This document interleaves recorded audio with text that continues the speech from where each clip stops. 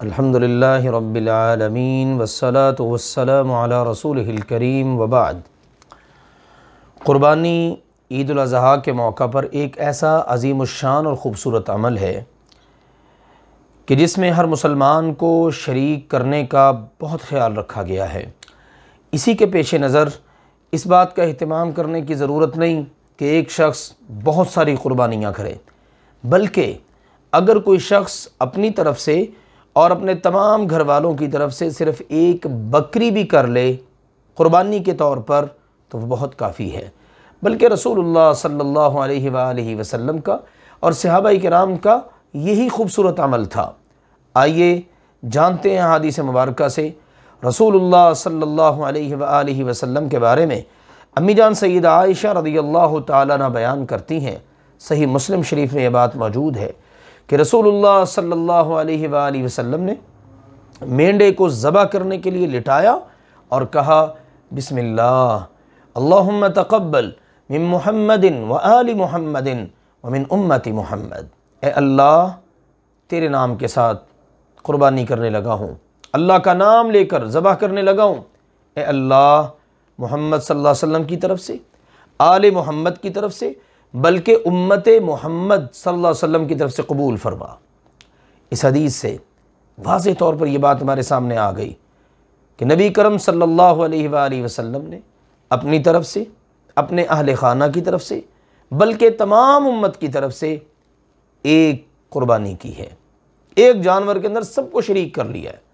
اسی لیے امام خطابی رحمہ اللہ تعالی اس حدیث کو بیان کرنے کے بعد فرماتے ہیں وفی قولہ تقبل من محمد وآل محمد ومن امت محمد صلی اللہ علیہ وسلم۔ رسول اللہ صلی اللہ علیہ وسلم کا یہ فرمانا کہ اے اللہ محمد صلی اللہ علیہ وسلم کی طرف سے اور آپ کے اہل خانہ کی طرف سے اور آپ کی امت کی طرف سے قبول فرما، اس میں دلیل علی ان الشاة الواحدۃ تجزئ عن الرجل واہلہ وان کثروا۔ اس بات کی دلیل ہے کہ ایک بکری تمام گھر والوں کی طرف سے اور آدمی کے اپنی طرف سے بہت کافی ہے، اگرچہ وہ کتنے زیادہ افراد کیوں نہ ہوں۔ اگر ایک شخص اس کے گھر میں اس کی بیوی ہے، اس کے بچے ہیں، بہن بھائی ہیں، والدین ہیں، سب کی طرف سے وہ ایک بکری کرنا چاہتا ہے تو اس کے لیے بہت کافی ہے کہ وہ ایک بکری کر سکتا ہے۔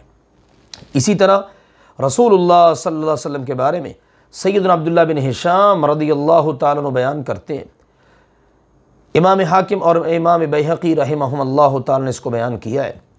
فرماتے کان رسول اللہ صلی اللہ علیہ وسلم یضحی بالشاة الواحدۃ عن جمیع اہلہ۔ رسول اللہ صلی اللہ علیہ وآلہ وسلم اپنے تمام گھر والوں کی طرف سے ایک بکری کی قربانی کیا کرتے تھے۔ اسی طرح سے امام مالک، امام ترمذی اور امام ابن ماجہ رحمہم اللہ تعالی نے جناب عطا بن یسار سے بیان کیا ہے کہ انہوں نے کہا میں نے سیدنا ابو ایوب رضی اللہ عنہ سے پوچھا اللہ کے رسول صلی اللہ علیہ وسلم کے زمانے میں لوگ قربانیاں کیسے کرتے تھے؟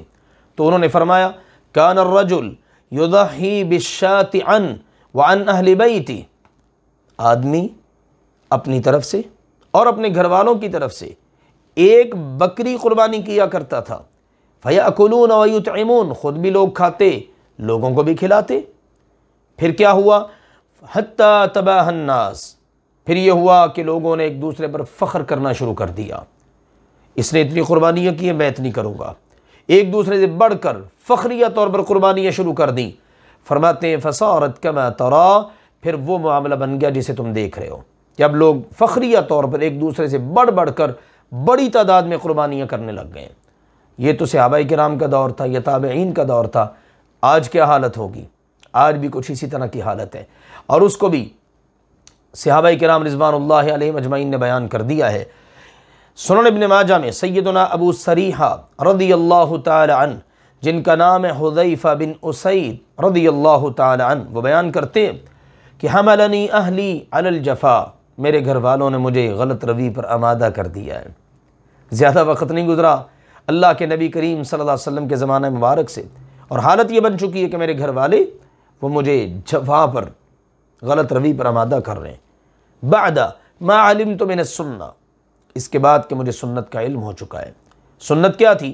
کان اہل البیت یضحون بالشاۃ والشاتین، سنت یہ تھی اللہ کے نبی کریم صلی اللہ علیہ وسلم کے زمانہ مبارک میں کہ ایک آدمی اپنی طرف سے، اپنے گھر والوں کی طرف سے، یعنی ایک ہی گھر والے ایک بکری یا 2 بکریاں قربانی کر لیا کرتے تھے۔ لیکن اب صورتحال کیا ہے؟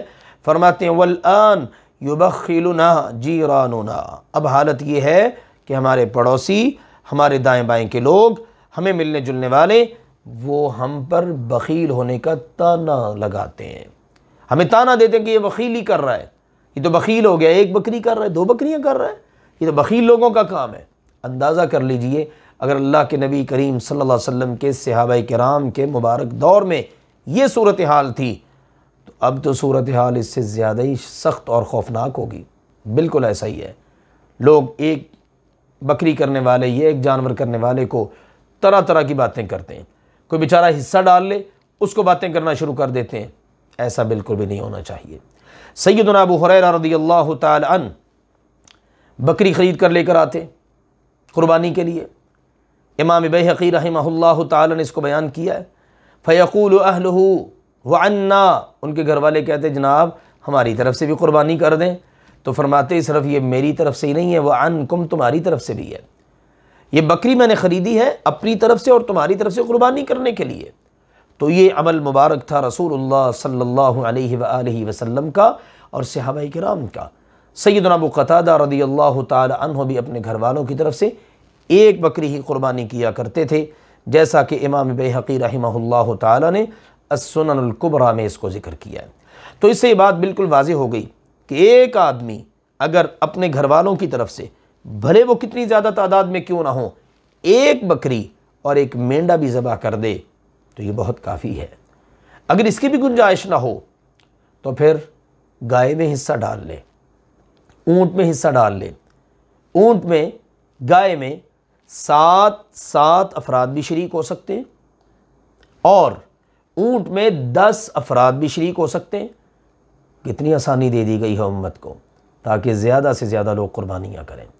سیدنا جابر رضی اللہ تعالیٰ عنہ کی روایت کردہ حدیث صحیح مسلم میں موجود ہے، کہتے ہیں خرجنا مع النبی صلی اللہ علیہ وسلم محلین بالحج، ہم رسول اللہ صلی اللہ علیہ وسلم کے ساتھ حج کا تلبیہ کہتے ہوئے، لبیک کہتے ہوئے نکلے۔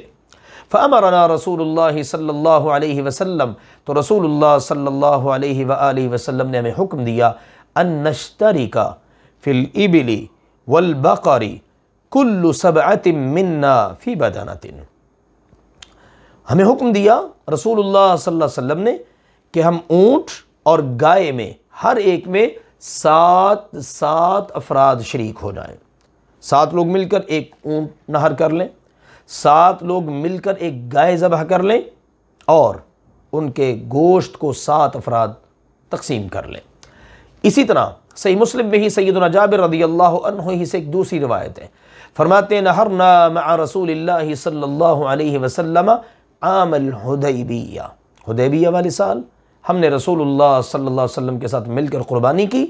کیسے کہ البدنۃ عن 7 والبقرۃ عن 7، 7 افراد کی طرف سے ایک اونٹ اور 7 افراد کی طرف سے ایک گائے، تو 7 افراد گائے میں، 7 افراد اونٹ میں شریک ہو سکتے ہیں، اور بوقت ضرورت 10 افراد بھی اونٹ میں شریک ہو سکتے ہیں، جیسا کہ جامع ترمذی اور سنن ابن ماجہ میں سیدنا عبداللہ بن عباس رضی اللہ عنہما کا فرمان موجود ہے، فرماتے کنا مع رسول اللہ صلی اللہ علیہ وسلم فی سفر، ہم رسول اللہ صلی اللہ علیہ وسلم کے ساتھ ایک سفر میں تھے، فحضر الاضحیٰ، عید الاضحیٰ کا موقع آ گیا، فاشترکنا فی البقرۃ 7 وفی البعیر 10، تو ہوا یہ کہ گائے میں ہم 7 لوگ شریک ہو گئے، یعنی 7 حصے ہوئے، ہر شخص نے ایک حصہ ڈال لیا، اور اونٹ میں 10 افراد شریک ہو گئے، یعنی اونٹ کے 10 حصے کر لیے اور 10 افراد نے اپنا اپنا حصہ ڈال کر